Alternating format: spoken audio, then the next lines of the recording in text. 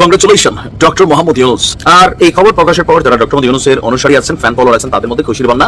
Doctor Mohammad Yunus একটা সুসংবাদ দিয়েছেন সাংবাদিক এরিয়া সহ বাংলাদেশের জন্য। কেন? ডক্টর মোহাম্মদ ইউনুসের জন্য একটা সুখবর। এটা একদিক দিয়ে ভালো যে অন্তত শেখ হাসিনাকে আর এক দফা মার দেয়া, এবং এটা প্রাপ্য শেখ হাসিনার জন্য, এটা প্রাপ্য, কেননা তিনি এই পরিস্থিতি তৈরি করছেন। ভারতপন্থী বিএনপি নেতাদের গরম বাতে পানি ঢেলে দিলেন বেগম খালেদা জিয়া। ভাবতেই পারে নাই ভারতপন্থীরা এভাবে পানি ঢেলে দিবে বেগম খালেদা জিয়া। তাই আলমগীর গঙ্গের সময় শেষ বিএনপি থেকে বাংলাদেশ একটি গৃহযুদ্ধ থেকে বাঁচতে পারবে কোটি কোটি টাকা খরচ করে আরেকটা নির্বাচন হওয়া থেকে বাঁচতে পারবে, দেশের ভিতরে সন্ত্রাস এবং বিভিন্ন রাজনৈতিক অপসংস্কৃতি থেকে। ডক্টর ইউনুস একদম জায়গা মতো দিয়ে দিচ্ছে, বুঝছেন? ডক্টর ইউনুস তো খেলাটা খেলে দিছে, এটার অপেক্ষায় ছিলাম না যদিও, কিন্তু ডক্টর ইউনুস খেলাটা দেখে দিচ্ছে। ডক্টর মোহাম্মদ ইউনুসের কাছ থেকে হতাশ হয়ে ফিরলেন বিএনপির প্রতিনিধি দল। সবকিছুতে কিন্তু ডক্টর মোহাম্মদ ইউনুস সাফল্যের জায়গায় পৌঁছে যাচ্ছেন, এবং এই সাফল্য কিন্তু তাদেরকে কনফিডেন্স দিচ্ছে যে তারা যে কোনো মূল্যে দেশের শাসন ব্যবস্থা আরো লম্বা সময় করলেও তাতে জনগণ সন্তুষ্ট হবে, তাতে তাদের কোনো ক্ষতি হবে না। নির্বাচন একটু দেরিতে হলেও ডক্টর মোহাম্মদ ইউনুসের সরকারকে ফেলে দেওয়ার মতো যোগ্যতা কারো কিন্তু নেই। মনে করছেন সরকার খুব দুর্বল? দেখেন না মাঠে নাইমা, দেখেন না মাঠে নাইমা, গীত একটাই, নির্বাচন চাই, নির্বাচন চাই। দেখেন মাঠে নাইমা টিকতে পারেন কিনা, নির্বাচন আদায় করতে পারেন কিনা। ওনারা যদি দেশে থেকে আওয়ামী লীগের বিরুদ্ধে কথা বলে থাকে আর ওনাকে যদি ডিম থেরাপি না দেওয়া হয়ে থাকে, আওয়ামী লীগ যদি তাকে ক্ষমা করে দিয়ে থাকে, তাহলে আমি বলবো এটা ছিল আওয়ামী লীগের তার একটা ইন্টারনাল প্যাক্ট। কারণ আওয়ামী লীগের বিরুদ্ধে কথা বলে ওই সময় কেউ ছাড় পায়নি। তাহলে এই আমাদের মাসুদ কামাল সাহেব বা জাহিদ সাহেব এত কথা বলছে, আপনারা বলছেন তার বিরুদ্ধে বলেছে, তাদের কিছু বলেনি কেন আওয়ামী লীগ? আসসালামু আলাইকুম প্রিয় দর্শক, বর্তমান সময়ের বাংলাদেশের রাজনৈতিক প্রেক্ষাপট বা রাজনৈতিক পরিস্থিতির উপর বিশ্লেষণ করে আপনাদের সামনে কিছু গুরুত্বপূর্ণ ভিডিও ফুটেজ নিয়ে হাজির হয়েছি। এমনকি যারা ভিডিওটি অন করেছেন তারা ভিডিওটি না টেনে সম্পূর্ণ মনোযোগ সহকারে দেখবেন, তাহলে ভিডিওর মূল রহস্য বা আসল ঘটনাগুলো জানতে বা বুঝতে পারবেন। তো প্রিয় দর্শক, আমি আর বেশি কথা বাড়াবো না, চলুন দেখে আসি সেই আজকের কাঙ্ক্ষিত ভিডিওগুলো। তবে তার আগে বলি, যারা এখনও চ্যানেলটি সাবস্ক্রাইব করেননি তারা সাবস্ক্রাইব করে পাশে থাকা বেল আইকন বাটন ক্লিক করে দিন, আর যারা ইতিমধ্যে সাবস্ক্রাইব করে রেখেছেন তাদেরকে অসংখ্য ধন্যবাদ। তো চলুন দর্শক, একটা লাইক দিয়ে আমরা ধারাবাহিকভাবে সকল ভিডিওর বিস্তারিত আলোচনা দেখে আসি। ডক্টর মোহাম্মদ ইউনুসের জন্য একটা সুখবর। টাইম সাময়িকীর প্রভাবশালী 100 ব্যক্তির তালিকায় স্থান পেয়েছেন অধ্যাপক ইউনুস। জানি না যদি বাংলাদেশের প্রধানমন্ত্রী হিসেবে শেখ হাসিনা থাকতেন, তিনি থাকতেন কি থাকতেন না এটা বলা যায় না।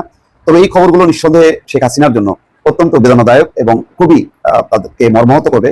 দিল্লিতে বসে বসে তিনি মনোবেদনায় ভুগছেন, এটা পরিষ্কার। কেননা আমরা জানি যে গত 15 বছরে শেখ হাসিনার মুখে বাংলাদেশে বিএনপি বা জামাত বড় রাজনৈতিক দলের বাইরে একক ব্যক্তি হিসেবে যার নাম সবচেয়ে বেশি উচ্চারিত হয়েছে তিনি হচ্ছেন ডক্টর মোহাম্মদ ইউনুস। গত 8 মাসে কিন্তু ডক্টর মোহাম্মদ ইউনুসের মুখে শেখ হাসিনার নাম কয়বার উচ্চারণ হয়েছে? গুনে গুনে হয়তো 2-4-5 বার। আর শেখ হাসিনার মুখে হাজার হাজার বার, লক্ষ লক্ষ বার, এটা গুণে শেষ করা যাবে না। তো সেই ব্যক্তি আজকে টাইম সাময়িকীর প্রভাবশালী 100 ব্যক্তির তালিকায় চলে আসছে। তো এটা ভালো, এটা এসব খবরের এমনি কোনো গুরুত্ব নেই। বিশ্বের মানুষ জানলো যে প্রভাবশালী ডক্টর মোহাম্মদ ইউনুস তিনি নোবেল জয়ী এবং একই সঙ্গে বাংলাদেশের এখন সরকার প্রধান। ফলে এটা খুব অস্বাভাবিক না 100 জনের মধ্যে থাকা, কিন্তু এটা একটা বার্তা, এটা একটা মেসেজ যে শেখ হাসিনা যাকে অপমান অপদস্থ করলো, যাকে দণ্ডিত করার জন্য একেবারে মোটামুটি সব আয়োজন শেষ করে আনছিল, ঠিক সেই সময় টাইম ম্যাগাজিন এরকম একটি তালিকা সামনে নিয়ে আসাটা, এটা একদিক দিয়ে ভালো যে অন্তত কি বলে পরোক্ষভাবে শেখ হাসিনাকে আর এক দফা একটু মার দেয়া, যাকে বলে সেই কাজটাই কিন্তু হলো, এবং এটা প্রাপ্য শেখ হাসিনার জন্য, এটা প্রাপ্য, কেননা তিনি এই পরিস্থিতি তৈরি করছেন। যুক্তরাষ্ট্রের খ্যাতিমান টাইম সাময়িকীর করা 2025 সালে বিশ্বের সবচেয়ে প্রভাবশালী 100 ব্যক্তি তালিকায় আছেন বাংলাদেশের অন্তর্বর্তী সরকারের প্রধান উপদেষ্টা অধ্যাপক মোহাম্মদ ইউনুস। বুধবার এই তালিকা প্রকাশ করা হয়েছে। টাইম 100 শীর্ষক এই তালিকায় অধ্যাপক ইউনুসকে লিডার বা নেতা ক্যাটাগরিতে রাখা হয়েছে। 6টি ক্যাটাগরিতে মোট 100 জন প্রভাবশালী ব্যক্তির নাম প্রকাশ করে এই মার্কিন সাময়িকী। নেতাদের তালিকায় অধ্যাপক মোহাম্মদ ইউনুসের সঙ্গে আছেন যুক্তরাষ্ট্রের প্রেসিডেন্ট ডোনাল্ড ট্রাম্প, যুক্তরাজ্যের প্রধানমন্ত্রী কিয়ার স্টারমার, মেক্সিকোর প্রেসিডেন্ট ক্লদিয়া শেইনবাউম, যুক্তরাষ্ট্রের ভাইস প্রেসিডেন্ট জেডি ভ্যান্স, লৌহ মানবী খ্যাত ভেনেজুয়েলার বিরোধী দলীয় নেতা মারিয়া করিনা মাচাদো, মার্কিন ধনকুবের ইলেন মাস্ক সহ 21 জন। দেখ, এটা আমি মনে করি যে অন্য কোনো বিষয় না, বিষয়টা একটাই যে একটা সম্মান অন্তত ডক্টর মোহাম্মদ ইউনুসকে টাইম সাময়িকী এটা অন্তর্ভুক্ত করলো বা এই মর্যাদাটা তাকে দিল। টাইমে প্রকাশিত তালিকায় স্থান পাওয়া প্রত্যেক ব্যক্তি সম্পর্কে সংক্ষিপ্ত একটি লেখাও প্রকাশ করা হয়েছে। সেখানে অধ্যাপক মোহাম্মদ ইউনুসকে নিয়ে লিখেছেন যুক্তরাষ্ট্রের সাবেক পররাষ্ট্রমন্ত্রী হিলারি ক্লিনটন। দর্শক খেয়াল করেন, ডক্টর মোহাম্মদ ইউনুসকে নিয়ে কে লিখেছেন? Hillary Clinton. চিন্তা করেন, শেখ হাসিনাকে নিয়ে কে লিখতো আসলে? এমন কাউকে খুঁজে পাওয়া যাই তো, মানে হিলারি ক্লিনটনের লেভেলের? জানি না। হিলারি ক্লিনটন লিখেছেন, গত বছর ছাত্রদের নেতৃত্বে এক অভ্যুত্থানে বাংলাদেশের কর্তৃত্ববাদী প্রধানমন্ত্রী ক্ষমতাচ্যুত হন। এরপর দেশটিকে গণতন্ত্রের পথে পরিচালিত করতে এগিয়ে আসেন পরিচিত নেতা, শান্তিতে নোবেলজয়ী মোহাম্মদ ইউনূস। হিলারি ক্লিন্টন লিখছেন, কয়েক দশক আগে ইউনূস বাংলাদেশে গ্রামীণ ব্যাংক প্রতিষ্ঠা করেন ক্ষুদ্র ঋণের মাধ্যমে সবচেয়ে প্রান্তিক জনগোষ্ঠীগুলোর ক্ষমতায়নের লক্ষ্যে। দেখেন, লম্বা একটা লেখা লিখেছেন, তার সম্পর্কে কত স্টাডি না থাকলে তিনি এটা লিখতে পারতেন না। তিনি লিখছেন, এর মাধ্যমে লাখ লাখ মানুষকে, যাদের 97% নারী, তাদের ব্যবসা গড়ে তুলতে, পরিবারটিকে রাখতে এবং মর্যাদা ফিরে পেতে সাহায্য করেন ডক্টর মোহাম্মদ ইউনূস। এটা একটা বাংলাদেশের জন্য সম্মান বলা যায়। আওয়ামী লীগ সরকারের পতনের জন্য কারা কারা সবচেয়ে বড় ভূমিকা রেখেছে? সোজা কথা যদি আপনি ধরেন, এই নাহিদ, সার্জিস, আসিফরা এরা হঠাৎ করে কিন্তু গজায় উঠছিল, তারপর মাঝখানে যে প্ল্যাটফর্মটা পাইছে ফুল এনজয় করতেছে। কিন্তু দীর্ঘদিন যাবৎ অনলাইনে কয়েকজন মানুষ এটার জন্য সর্বোচ্চ চেষ্টা করছে। এর মধ্যে কে অনলাইন কিং হিসেবে যারা আছেন, সাংবাদিক ইলিয়াস, পিনাকি, কনক সারওয়ার, তারা। বাট ডক্টর মোহাম্মদ ইউনূসের সরকার আসার পর তাদের ওইভাবে প্রভাব সবসময় কাজ করে না, মাঝে মাঝে করে, তবে আওয়ামী লীগ ইস্যুতে একটু বেশি করে। তো ডক্টর মোহাম্মদ ইউনূস আসার পরে পিনাকি বা কনক সারওয়ার বা ইলিয়াস ইস্যুতে ওনার সরকারের বেশ কয়েকজন গুরুত্বপূর্ণ উপদেষ্টা, ডক্টর আসিফ নজরুল, তারপর হচ্ছে ইভেন ছাত্র উপদেষ্টার মধ্যেও যে মাহফুজ, আসিফ, এরা সকলেই তারা কিন্তু সাংবাদিক ইলিয়াস বা অন্যদেরকে ওইভাবে দৃশ্যত পাত্তা দেয় নাই। কেন পাত্তা দেয় নাই শব্দটা বললাম? যে আপনার প্রথম আলো ইস্যুতে বা বিডিআর ইস্যুতে, আরো বিভিন্ন ইস্যুতে যখন সাংবাদিক ইলিয়াস বা পিনাকি দ্বারা ব্যবস্থা নিতে চান, তখন সরকার শক্ত হয়। এখন এটা তো সরকারের দায়িত্ব। কে একজন বলে এটা ভাঙা ফেলো, ভাঙা ফেলে সরকার দিয়ে মানুষকে পানি খাবে, সরকার জায়গায় কাজ করতে, এরকম নানান ইস্যু আছে। আসিফ নিয়ে আবার ইলিয়াস একটু পোস্ট দিছে। আলোচনার বিষয় হচ্ছে সাংবাদিক ইলিয়াস দীর্ঘদিন যাবত একটা ইস্যুতে কাজ করতেছেন। আমিও মনে করি এটা আমাদের জানা উচিত। বিডিআর হত্যাকাণ্ড, বাংলাদেশ আওয়ামী লীগ 2009 সালে ক্ষমতায় আসার মাত্র কয়েকদিন পরেই ইতিহাসের সবচেয়ে ন্যাক্কারজনক ঘটনা ঘটেছিল আমাদের পিলখানা ইস্যু, তাই না? সেখানে আমরা দেখছি আমাদের সেনাবাহিনীর যারা দেশপ্রেমিক অফিসাররা ছিলেন মারা গেছেন, পরিবারের অনেকে মারা গেছেন। বাট আনটিল নাও এটা নিয়ে নানান গসিপ আছে, রিয়েলিটি আছে, গুজব আছে, সত্য আছে, মিথ্যা আছে। কিন্তু আমরা জানতে চাই আসলে কি হয়েছিল, কারা করছে, এটা থেকে ভারতের র কানেক্টেড বা আমাদের দেশের অফিসাররা কে কানেক্টেড, নানান বক্তব্য সাংবাদিক ইলিয়াস দিচ্ছেন। তো এটা নিয়ে আপনার দীর্ঘদিন যাবত একটা কমিশন গঠন করা হয়েছিল, কিন্তু এই কমিশন চলছেকারী যাত্রাবাড়ি টাইপের দাবি হচ্ছে ইলিয়াসের।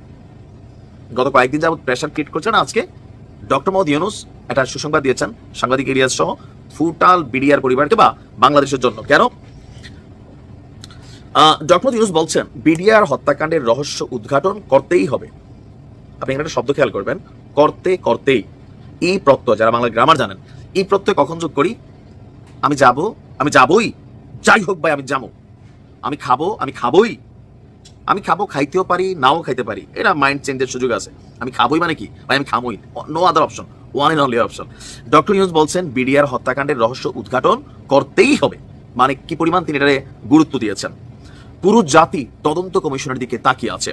আমরা সবাই উত্তর খুঁজছি কমিশনকে এই ঘটনা তদন্তে সফল হতেই। আবারও এই প্রশ্ন লাগাইছেন যে আলাদা কোনো কিছু নাই, সঠিক রিপোর্ট আনতে হবে। মসৃণভাবে এই হত্যাকাণ্ড ঘটানো হয়েছে বলে মন্তব্য করেছেন ডক্টর ইউনূস। নৃশংসভাবে নিজেদের অফিসারদেরই তারা মেরেছিল। কারা মারছিল? নিজেদের অফিসারদেরই।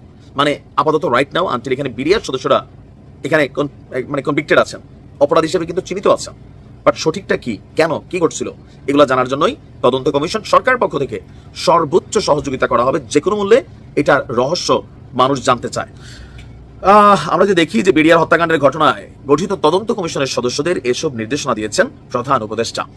উপস্থিত ছিলেন মেজর জেনারেল অবসরপ্রাপ্ত আলম ফজলুর রহমান, যে তদন্ত কমিশনের খুবই উচ্চ পর্যায়ের যারা, তারা। তো আগামী জুনের মধ্যেই চূড়ান্ত করা হবে জানিয়েছেন তারা।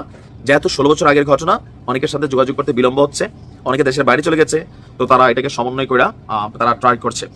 তো তাদের বক্তব্য, ডিজিকে হত্যার পর বাকিদের হত্যা করা হয়েছিল, এটি ছিল একটি পরিকল্পিত হত্যাকাণ্ড, পরিকল্পনা ছাড়া এই কাজটা সফল হয়নি। তো কারা কলাকুশলী, কারা পেছনের কারিগর, এটা শেকড় তারা খুঁজে বের করার প্রধান উপদেষ্টা নির্দেশ আছে। তো সাংবাদিক ইলিয়াস দীর্ঘদিন যাবত এই ইস্যুতে কাজ করছেন, অন্যদের কনসেন্ট্রেশন পাইলেও ডক্টর মোহাম্মদ ইউনূসের কনসেন্ট্রেশনটা আজকে আসছে। ইভেন এটা একটা গুরুত্ব তৈরি করবে। আমরাও চাই ঘটনার সত্যতা জানতে, আসলে কি আসলে ঘটনাটা। যারা নিরপরাধ তাদের অবশ্যই মুক্তি চাই, যারা অপরাধী তাদের অবশ্যই শাস্তি হইতে হবে। ভারতপন্থী বিএনপি নেতাদের গরম বাতে পানি ঢেলে দিলেন বেগম খালেদা জিয়া। ভাবতেই পারে নাই ভারতপন্থীরা এভাবে পানি ঢেলে দিবে বেগম খালেদা জিয়া। হঠাৎ করে জামাতের আমির ডাক্তার শফিকুর রহমানের সাথে রুদ্ধদ্বার বৈঠক করে বেগম খালেদা জিয়া জানান দিলেন, জামাত আমাকে দুইবার প্রধানমন্ত্রী বানিয়েছে এবং বিএনপির সাথে সবসময় জামাত পাশেই থাকবে। বন্ধু হিসাবে হোক, প্রতিবেশী হিসাবে হোক এবং সহযোগী হিসাবে হোক, জামাতই হবে বিএনপির আসল বন্ধু। সর্বশেষ বাংলাদেশ পরিচালনা করবে জামাত। বিএনপি ঐক্যবদ্ধ, এক দলে না আসলেও বিরোধী দলে থাকলেও থাকবে সহনশীল সম্পর্ক। এই কথা জানান দিলেন ডক্টর শফিকুর রহমান, বেগম খালেদা জিয়া, তারেক রহমান এবং ডাক্তার সৈয়দ আবদুল্লাহ মোহাম্মদ তাহেরের বৈঠকের মাধ্যমে। প্রিয় দর্শক, আজকে বাংলাদেশের জাতীয়তাবাদী দল বিএনপির শীর্ষ নেতারা গিয়েছিলেন প্রধান উপদেষ্টার সাথে। বৈঠক শেষে যে কথাগুলো বলেছেন অনেকটাই আগের মতন গুলমাল কথা বলেছেন। যেই গুলমাল কথায় সাংবাদিকদের প্রশ্নের জবাবও মির্জা ফখরুল ইসলাম আলমগীর ঠিকভাবে দিতে পারেন নাই। আমরা দেখলাম হিমশিম খেয়েছেন সাংবাদিকদের অনেক প্রশ্নের জবাব দিতে মির্জা ফখরুল ইসলাম আলমগীর। তাই আলমগীর গংদের সময় শেষ বিএনপি থেকে। বিএনপিতে চলে আসবে তারুণ্য নেতারা, যারা দেশপ্রেমী নেতা, ভারত বিরোধী নেতা, তারাই আসবে শীর্ষস্থানে আগামী সংসদে এবং আগামী নির্বাচনী পরিকল্পনায় থাকবে বিএনপির সেই মূল ধারার মানুষ যারা নাকি জিয়াউর রহমানের আদর্শে, চরিত্রে, ভারত বিরোধিতায় বড় হয়েছে বিএনপির মাঝে। প্রিয় দর্শক, আজকের এই পর্বে আমি বলবো যে জামাতের সাথে বিএনপির যে ঐতিহাসিক সম্পর্ক, সেই ঐতিহাসিক সম্পর্ক আবারও ফেরত আনার পরিকল্পনা হাতে নিয়েছেন বেগম খালেদা জিয়া। 1991 আমি প্রথমবার ভোটার, 1991 সাল নির্বাচনী ক্যাম্পিং এবং নির্বাচনের মাঠের একজন কর্মী ছিলাম আমি। সেই কারণে সেই রেজাল্ট থেকে বলছি যে 1991 134টা আসন পেয়ে বিএনপি পড়েছিলেন বিপাকে। অপরদিকে আওয়ামী লীগ 100 আসনের নিচে পেয়েছিলেন দ্বিতীয় রানার্স আপ। তৃতীয় হয়েছিলেন জাতীয় পার্টির এরশাদ জেলে থেকে 35টি আসন পেয়ে। চতুর্থ হয়েছিলেন জামাত 18টি আসন পেয়ে। 134-এর সাথে 18 যোগ দিলে বিএনপি সরকার গঠন করতে পারে 151 ক্রস করে।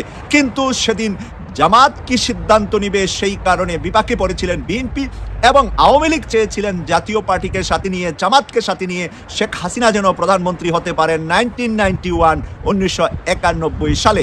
কিন্তু নুরুদ্দিন সাহেবকে তৎকালীন তত্ত্বাবধায়ক সরকার প্রধান বিচারপতি শাহাবুদ্দিন সাহেব পাঠালেন জামাতের আধ্যাত্মিক নেতা অধ্যাপক গুলাম আজম সাহেবের বাড়ি মগবাজার কাজীল্যান্ডে। সেখানে গিয়ে তখনকার সেনাপ্রধান নুরুদ্দিন সাহেব আবদার করলেন জামাতের আধ্যাত্মিক নেতা অধ্যাপক গুলাম আজমের কাছে যে আপনারা যদি একটি দলকে সমর্থন দেন তাহলে বাংলাদেশ একটি গৃহযুদ্ধ থেকে বাঁচতে পারবে কোটি কোটি টাকা খরচ করে আরেকটা নির্বাচন হওয়া থেকে, বাঁচতে পারবে দেশের ভিতরে সন্ত্রাস এবং বিভিন্ন রাজনৈতিক অপসংস্কৃতি থেকে। বাংলাদেশকে রক্ষা করতে হলে আপনাদের সমর্থনের উপরই দেশে একটি সরকার গঠন হবে। দুটা ওয়ে আছে সমর্থন দেওয়া আপনাদের। একটি হলো সরাসরি বিএনপিকে সমর্থন দিলে আর কারো কাছে সরকার গঠনের জন্য যেতে হবে না। আর যদি আওয়ামী লীগকে আপনারা সমর্থন দেন তাহলে জাতীয় পার্টিকে আনতে হবে এবং সদ্য নতুন যে জাতীয় পার্টির চেয়ারম্যান হুসাইন মোহাম্মদ এরশাদ কারাগার গিয়েছে, সেই কারাগার থেকে এরশাদকেও বের করে এনে এই 35, 18 আর আওয়ামী লীগের আসন মিলে সরকার গঠন হবে। বিএনপি থাকবে বিরোধী দলে। বামপন্থী এবং বাম দল থেকে এসে বিএনপিতে যুক্ত হয়েছিলেন, তাদেরকে ভারত বোঝানোর চেষ্টা করলেন যে এবার আপনারা সরকার গঠন করবেন। তাই আপনারা যদি জামাত থেকে দূরে যান, জামাত থেকে আলাদা থাকেন, তাহলেই আমরা আপনাদেরকে সমর্থন দিয়ে ভারত পাশে থেকে আপনাদেরকে নিরাপদে রাষ্ট্র পরিচালনার সুযোগ দিবে ভারত।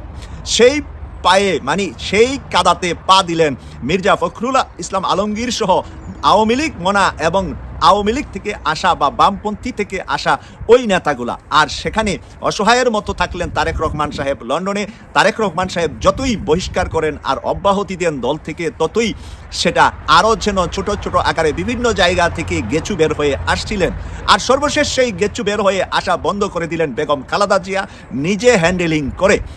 বেগম খালেদা জিয়া, জামাতের আমির ডাক্তার শফিকুর রহমান ইউরোপ সফরে আসছেন, যিনি বিএনপির শীর্ষ পর্যায় থেকে অনেক গোপনীয়তার সাথে জামাতের সাথে লিয়াজু মেনটেন করা হয়।